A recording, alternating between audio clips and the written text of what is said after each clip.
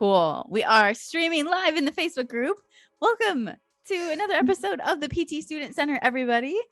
I have a special guest on today, Ariana. Welcome to the podcast. Hi, thank you for having me on. You're so welcome. I'm so excited to chat with you today. For those of you listening in live, we're in the Student Physical Therapist Network group. You can come on in, comment where you're listening from. And if you have any questions for Ariana as we go through today, please feel free to put them down below and we will try to get to them. So before we jump way too much deep into today's episode, because we're going to talk about a lot, you've gone through a lot. And so the first thing is, what got you into PT in the first place? Okay, so for me, my personal experience was, I'm gonna take you way back. In my junior year of high school, actually, my mom unexpectedly found out she had a brain tumor. So during that time of like just unexpected everything, she had to have multiple brain surgeries. And so after those surgeries, obviously she came home and had to kind of rehab and get back to kind of getting her motor and everything and getting back to normal. And during that time, she actually had a physical therapist come and kind of help her while we're at home. So I kind of got to talk to that physical therapist and kind of see her through the day-to-day, just helping my mom get back to, normal life and seeing and I got to see also that progression of her from, those surgeries all the way to when she was fully recovered. And so when I saw that, I was like, wow, that's really cool. I want to do that. And obviously before that time, I'd had this whole mindset, even I think since I was really young, where I was like, I'm going to be a pediatrician. I'm going to be a doctor, this and this and that. But then I think that was kind of just that changing moment. It's like, well, I can do something else. I can still help people in a capacity and do something that, is really impactful and powerful and, changes people's lives. That's really cool that you had that inspiration, right? I mean, to see her journey sounds incredible. And like, that's really cool that you now are headed to be a physical therapist after going through that. What was your application process like? I know it was a little bit different than some people who just kind of go straight from undergrad into PT school. Yeah, so for me, I graduated in the fall of 2019, which was shock right before the pandemic and everything went down. So for me, I think even before that pandemic, I kind of already had in my mind that I wanted to take a gap year to kind of like get myself together, maybe save up some money for applications, because applications can be a bit pricey, on top of other things like the GRE, all that money that's going into it, is no joke, it's a commitment. And so I kind of took that year to kind of like, I was like, I'm going to plan this and this and that, I'm going to get these jobs. And then obviously with the pandemic, all plans changed. I had to move home back with my folks and kind of adjust my application process that way. So with my application, when I went through the cycle, I think it was a 2020, 2021 cycle, I think. I had an application coach, someone who kind of helped me through that process and gave me tips, and then also just kind of accountability. Because he was someone I could check in to like every week, like just with my GRE studying and with getting essays done and things like that, which is something that I definitely think I needed and, I think we can all use. And so I had him help me kind of with the application, with prepping for interviews. And so I applied to, I think, maybe like 5 or 6 programs that first application cycle. And I was waitlisted to 2. And then I got accepted off of the wait list of one of those programs. So you applied to how many programs? Because you had 2 cycles that you applied, right? Oh, just the one. The one cycle. And now? I'll be applying again this cycle. Okay. So yeah, look, I don't know about you guys tuning in live or listening to the podcast, but like applying to PT school is expensive. I remember that vividly. So that's cool that you did get off the wait list. You made it. And how was that transition into PT school for you? I think for me, it was a bit of a shock just because it was kind of like, okay, because for me, in my personal position that I was in, I was living at home with my folks. But then also, which I don't know if I mentioned, my mom, like, obviously because of like everything later on, because of her brain stuff like that, she was autoimmune compromised. So when I was living with my folks and like applying and like working and things like that, some things I had to like adjust and stop doing, just at the risk of like exposing her to anything. So yeah. And so you went through PT school in the height of the pandemic. Yeah. The first time. And what happened in first semester? Like, what went on? How was that for you? Okay. So I would say that first semester for me was, I would say, a very heightening, like, emotional and like mental experience, because I think it's something where, when you go into it, and I'm sure like many PT students can tell you, when you come in, they tell you, this is basically, I think the metaphor they use is like, it's like you're standing in front of a fire hydrant. And so there's tons and tons of information, being thrown at you. And it's not necessarily that all that information is difficult. It's just being able to absorb that information, learn it, and then apply it, in class when you're taking tests and things like that. And so for me, as someone that, not only has like, that's had test anxiety and, other kinds of anxiety and things like that, I think just coming into that and like trying to adjust was something that kind of flipped me on my head a bit, where it's kind of like, whoa, like, and so one thing for me too, that was a factor, was when I came into the program and like started taking tests and things like that, like I would realize, because I'm the kind of person that when I take tests, like, I take my time, and I'm like, oh, I'm going to take the full time.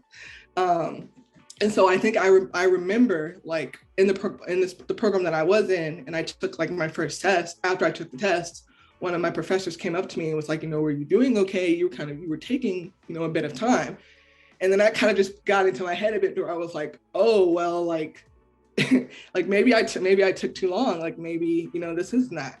And so I think I later spoke to another professor, because I guess like it kind of felt that like I was taking too long on tests and things like that. And so they had me actually go get tested for, I guess, mental, with, I guess, taking longer to do things in that kind of capacity.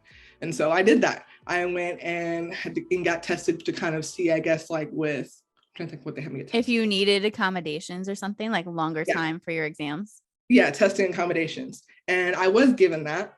But I think even still, with that like gracious time that I was given, it was still something that I think personally got into my head a bit.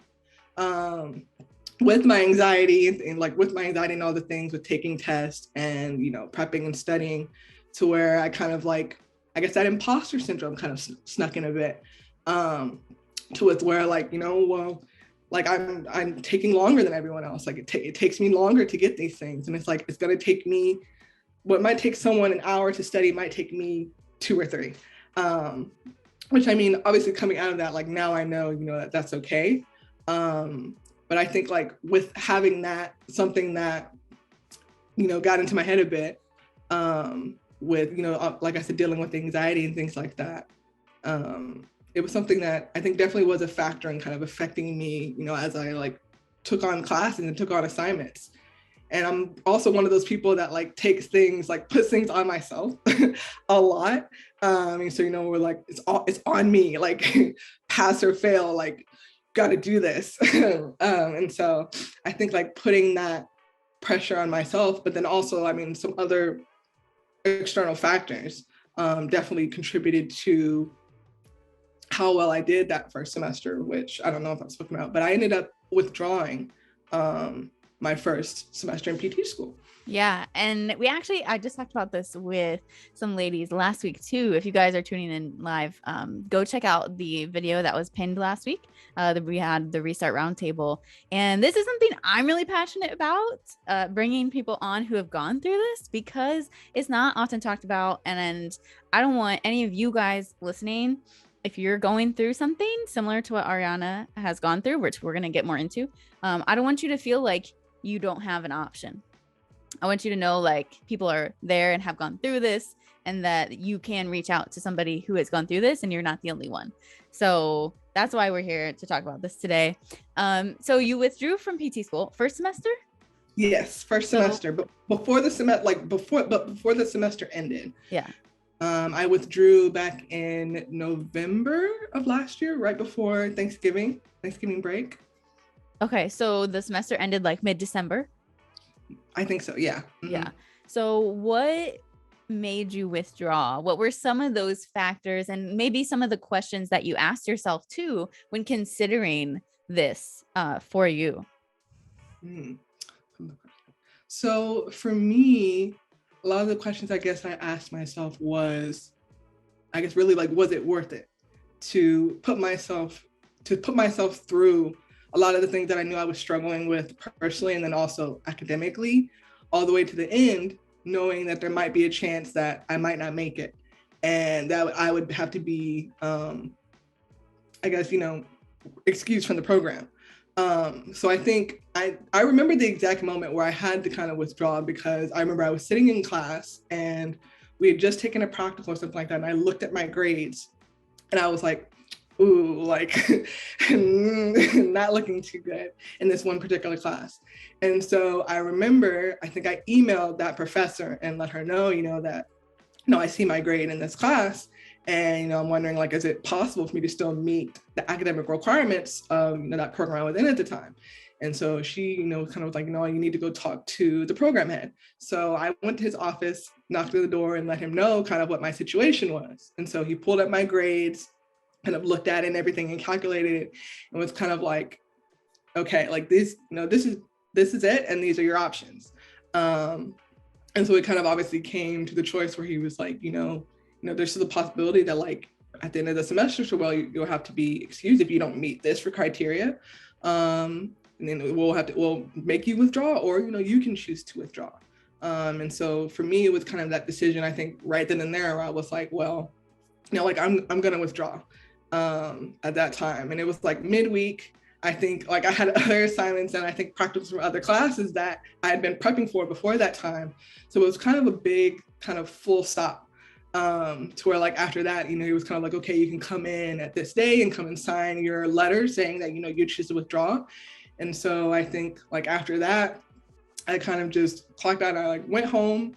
And I think I just like sat on my bed and like popped some popcorn and like watched a movie. And I was like, well, so, this is that. And I was like, okay. So, this is where I'm at, but, it's going to be okay. I still kind of felt like, because I knew, that obviously, I had my family to support me. I knew that I could, because I don't know if I talked about the school I was at was out of state. So I knew that obviously I would have to move back home with all of my things and everything and deal with like the place I was living and all of that. And so, yeah, it was kind of just that moment. Like, and I think I remember too, like when I was walking out of that office, I like spoke to some two classmates and let them know. And I was like, yep. I'm like, yep, you won't see me anymore. This is what it was. Yeah, that's crazy. Cause you so casually said like, oh yeah, by the way, I was in school out of state and then decided to withdraw midweek, mid-semester, and then just not go back while you're prepping for these other things and just move again back home. That's a lot to go through emotionally, because your mind is so prepped. Like you had worked so hard to get in to PT school, got off the wait list, all that stuff started. Like I understand that's not easy. And I understand students may hear this and like just feel a little better about their situation too, because they can relate to what you just said. A lot of students. So thank you, first of all. What helped you in that moment, like get through that? I know you kind of sat down, you popped your popcorn, put on some like Netflix or whatever, and we're like, this is going to be okay. But what really was going through your head to help you move past that and to continue on to the path of physical therapy and deciding that's what you want to do? What was I deciding? So I think for me, what I had in my mind, what I knew is that I wanted to stay true to myself and something that I wanted, because I knew being a physical therapist and going to physical therapy school, wherever that might be, is still something that I think was something I desired. And I didn't want to, ignore that and just kind of like settle for something else and then maybe look down the line later and be like, oh, well, I could have, but I didn't. And another thing I think that helped me in that moment was I spoke to a therapist, kind of talking through my emotions of all of that, which was something I don't know that I talked about because I think, like I said, obviously I had personal struggles mentally and emotionally during that time. And so one struggle that I had during that time was finding a therapist to kind of and so funnily enough, I found a therapist right before, like right around the time I withdrew. And so it's just kind of like, that's when I just kind of knew, I was like, well, maybe it just wasn't meant to be. Like right now in this particular environment, in this situation. And so I think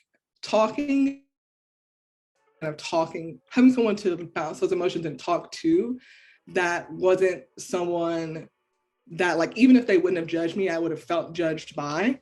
Because personally, I think, talking to family and like close friends about those things at that time that I was in, it was something where I guess I felt a lot of fear and shame. And to where I think I told myself, like, I felt like I failed. A lot of the time, I was like, well, like, even though I hadn't necessarily failed a class, I was like, well, might as well said that I did, right? And so I felt like I'd failed of people's expectations of me, my own expectations of me. And so I think kind of taking that moment to kind of take the action to have someone to talk to about that in that moment was something that I think kind of spurred me on with my thoughts and kind of just thinking about the next steps that I was going to take. And it's cool that you did find somebody, although the timing may not have seemed perfect to you. I think it was perfect. Like in the terms of like the grand scheme of everything, it sounds like it all worked out. Like right when you really needed to talk to somebody, that person was there. So I think that's really amazing. And I know there were some parts of like that decision to withdraw. There were other things you had also considered too, like within the program. And we're obviously here talking on the podcast kind of anonymously about programs because this happens a lot within programs. Programs are not perfect. Faculty are not perfect. Like humans are not perfect. So what else, if you're open to talking about it, what else kind of like led you to decide to withdraw and then not reapply to that program? Because it's something students should consider when picking a PT school.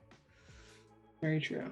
So for me personally, some of the factors that played into me not reapplying there were the faculty, and then I think also kind of just the sense of community somewhat within the program to some extent, which is something I'm going to talk about. Yeah. Personally, I was one of the few Black students within the program.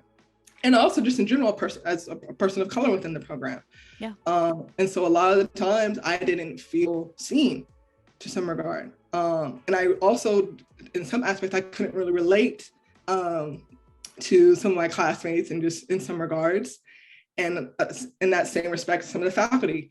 Because like for one instance, I had a faculty member that they assigned you who was kind of like your advisor. Mm-hmm. And so with that advisor, I remember one time talking to the secretary of the program, and she was telling me like, oh, have you met with your advisor for XYZ because he's supposed to check in this and this. And I was like, what? Kind of like, huh? Like I have not class to talk about things.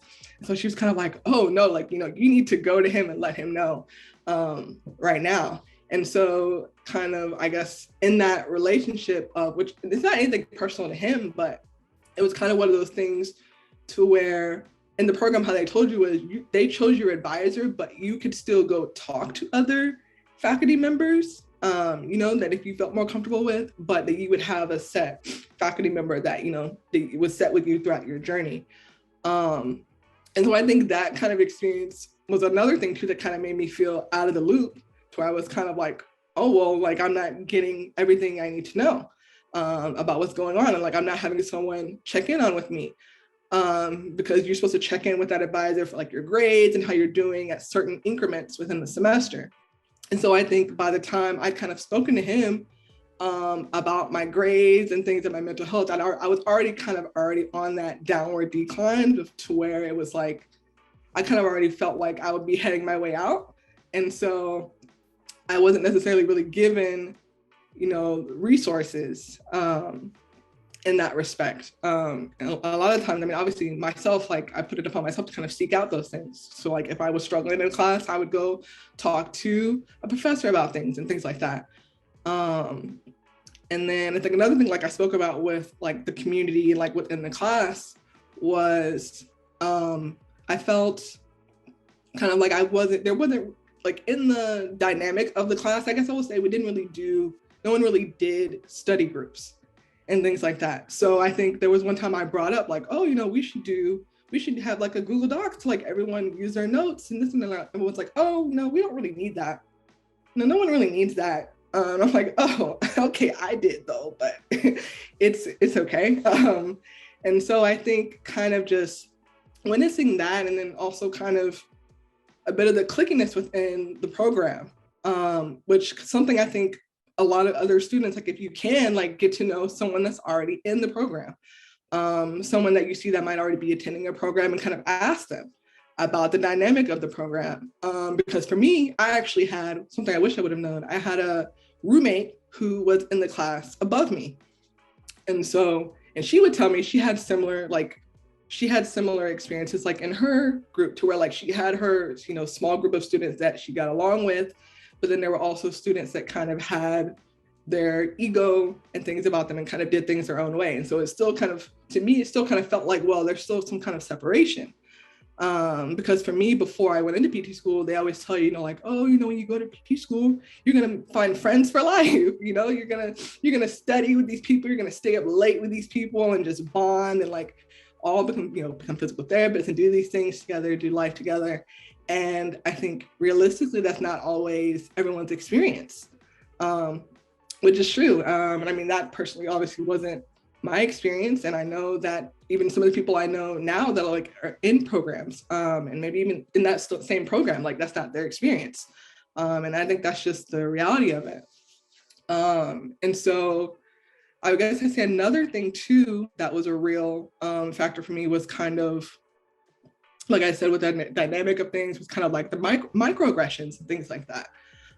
Because I had a particular classmate that I lived with, and I could kind of just sense that environment that like when I interacted with her, it was just different from when it was, otherwise. And I know obviously for me, like personally, like at the time, I didn't think like, oh, that's that. I think for me, I put it on myself personally to where I was like, oh, like this person isn't interacting with me because they can see that like, oh, I'm struggling with this and this class, which obviously, again, was something that, I was assuming and putting on myself. But like things like that, kind of like in an environment to where like when all of our roommates would study together, I would kind of just feel that air to where like, I'm not wanted here. And so I would kind of just go off to myself. And so I think that's something that can be experienced in a classroom setting and really in any setting, because I have acquaintances that have experienced microaggressions and things like that in the clinic, within their own program. And so I think it's something that you really have to be aware of and prepared for, because it's something that can and will happen. Yeah, there were a lot of things. Thank you for sharing what you did, because again, people need to hear your experience and maybe feel like they're not so alone in their own experiences too, because you're right. I heard that too about PT school. They're like, oh, you're gonna have friends for life. It's gonna be the best thing ever. The competition ends, like once you get in. All right. Hopefully that's the case for you. We're not here saying it's never the case, but there's totally different experiences with many different programs, many different people. So we just want you guys to know, what different experiences there were. And so you withdrew from the program after all of that. And then what did you do in your time off now? Because now you're like kind of in this space where you're figuring it out, doing what you can. So where are you at? Like, what are you doing now?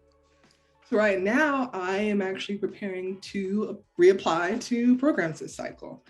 And so in doing that, I think it kind of coming out of all of that gave me a different perspective on, the things that I want, not only obviously out of a program, but out of, that whole experience of becoming a physical therapist and doing those, those different things, the things that you'll experience in that space.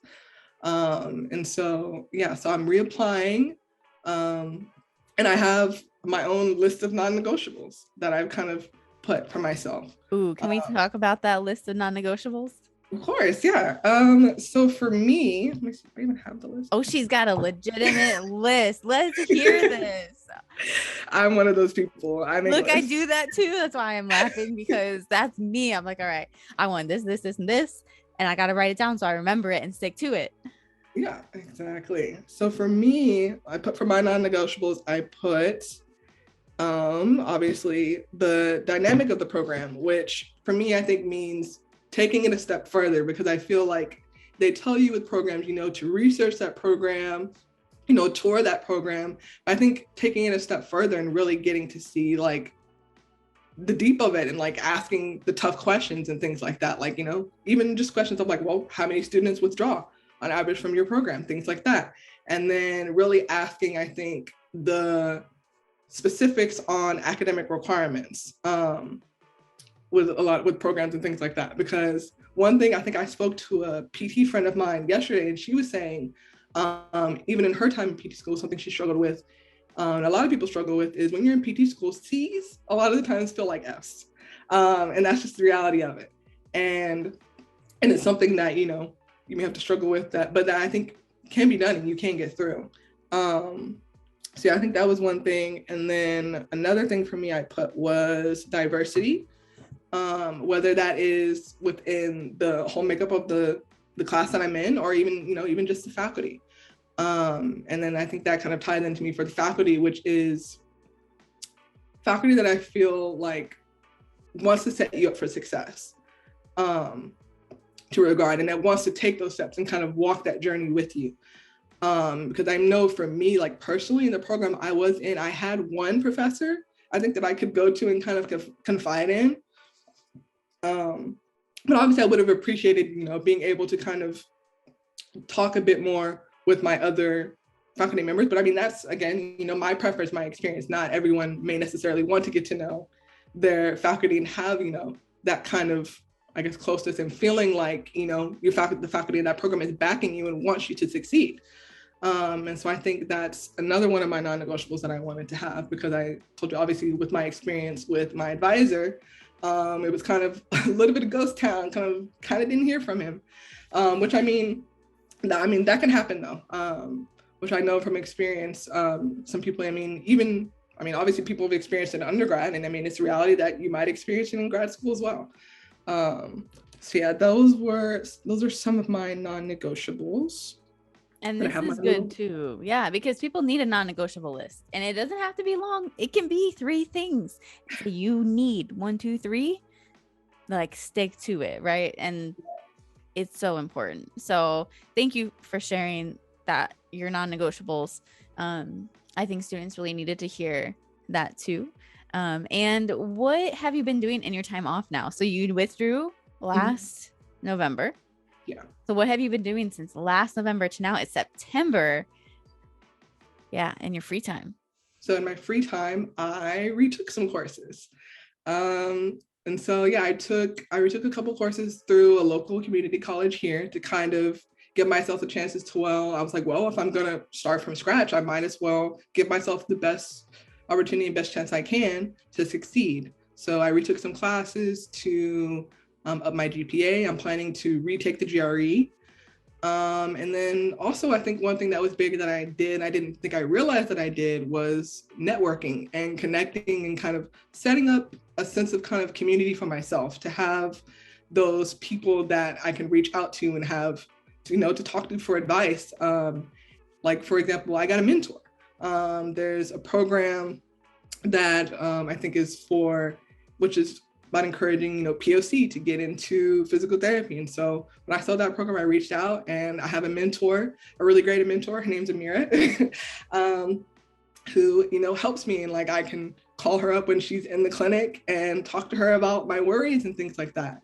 Obviously, you know, with going about the whole application process again and everything. So I think that was something that I did unconsciously, but I think that was something that was really important, was, you know, connecting up with people that I saw like have similar values and like are striving for similar things that I want to achieve in the future. And then also having, you know, those people that I can go to for advice and that can back me and provide me, you know, with that sense of community that I was seeking. Yeah. And have you been working throughout this time too? I have not worked a job yet. Not like out. I guess if you would say if I've worked, it would be I've been selling selling things. That counts. That counts as working.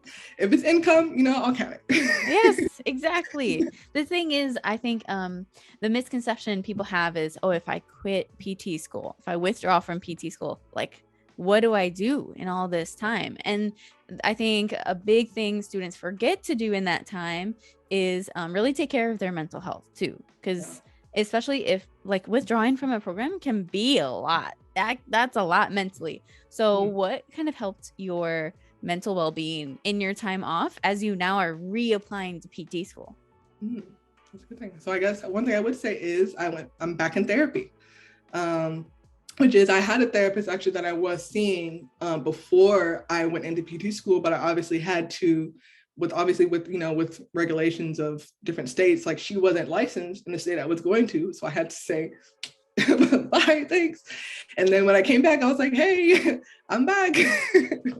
So yeah, I think one of the things that really helped me with my mental well-being was getting back into therapy and kind of having those tough, vulnerable conversations of how I felt. And just, I think also being honest with my own feelings when I felt them, you know, because obviously that whole transition was something that I didn't want at the time. Obviously I wasn't expecting. And so with that comes a lot of different emotions, you know, anger at myself and disappointment and things like that. And so I think having that space to where I could talk about those things and, you know, my anxieties and things like that helped a lot. And then also getting clarity a lot on my mental state, which is one thing I guess I'll be vulnerable and talk about, was when talking with my therapist, she let me know that when I was feeling, she's like, well, you know, you have functioning depression, which was something to where I was like, whoa, you know, something that hits you, but it was very real. And so she let me, like, when I talked to her, she asked, okay, well, how long have you been feeling this way? And so I realized like, oh, I've been in this state feeling this way for X amount of time and just not realizing it because I'm someone that's go, which I think can be said for a lot of people in healthcare and in physical therapy, to where, you know, you're just kind of going, no foot on the gas. And I think it's something that I've always done. And so I think that kind of gave me a bit of a check to where it was like, okay, you know, I need to take care of me first. And put me first. And so I think going through this process these last few months has been something that's kind of taught me to trust myself more, trust my choices, trust, you know, my intuition, and like I guess, you know, as I say, trust your gut. And so I think that was something that has definitely helped me keep my mental health in check and kind of, you know, keep myself in a good space. Yeah, absolutely. Thank you for sharing. That's so many people in healthcare have something underlying going on that they don't even realize. And PT school often brings that out because it is a high stress, fast paced environment, you know? And so thank you. For the students who are maybe right now going through this and thinking, maybe considering withdrawing from PT school, what piece of advice would you give them? Oh no, you talked about a lot. There was a lot of stuff. If you had to pick one, if you were like, just keep this one thing in mind when considering that, what would you tell somebody? Keep this one thing in mind. I know it's a hard question. I would say, I guess I would kind of go back on that, what I said, and I would say, trust yourself. Because I mean, I think the only person who truly knows you and the things you can handle and what you can go through is you. And I think a lot of the times we doubt ourselves and doubt our choices and think, well, maybe this isn't for me, like maybe this won't work out. But obviously being me, someone that's come out of the end of it, knowing that it's going to be okay. And it's still possible to, try again. And I think also too, what did I say? I love the trust. I would say also, you're not a failure. Is what I would say. That's a big thing. That I think that's something that I wish someone like would have told me, and that's something that I've told myself, but I think that's something that you should know if you're in that spot, right now, and you think just because, well, even especially if you tried your hardest and things didn't go the way you wanted them to. It's like that. And so I think that would be the best advice I would give. I love that. And what kept your passion for PT, like in that time off and reevaluating, and if this is really something you want to do, what kind of kept that fire alive for you? I think for me, it was kind of giving myself kind of outlets for physical therapy. So like finding like I had a list of like books pertaining to physical therapy and different things. So kind of like being out of that high stress environment, giving myself the space to kind of teach myself things and learn things on my own time. And then also kind of applying them. Because I think for me, like I'm a big sports fan. My whole family is, you will hear them on a Saturday or Sunday yelling at the television. And so one thing too, for me, it keeps me connected. My younger sister attends university out of state. And so she does sports. And so a lot of the times I'll receive questions, from her, like, what can I do for this? What can I do for that? And it just kind of like sparks my brain to where I'm like, oh, like, I've studied these things. I want to study these things. And so knowing that like I can help people in my life, actively with these things that I want to learn and the things that I want to do is something that I think kind of still lights that spark in me to be like, yeah, this is something I still want to do, because I think subconsciously, a lot of those things that I've learned and the things that I've been taught, like they're still there. Like they don't just go away. That's cool. I love that. Thank you so much for coming on and sharing about your journey, Ariana. Is there anything else that you would want to leave as some parting words to the students who are listening to this? I would say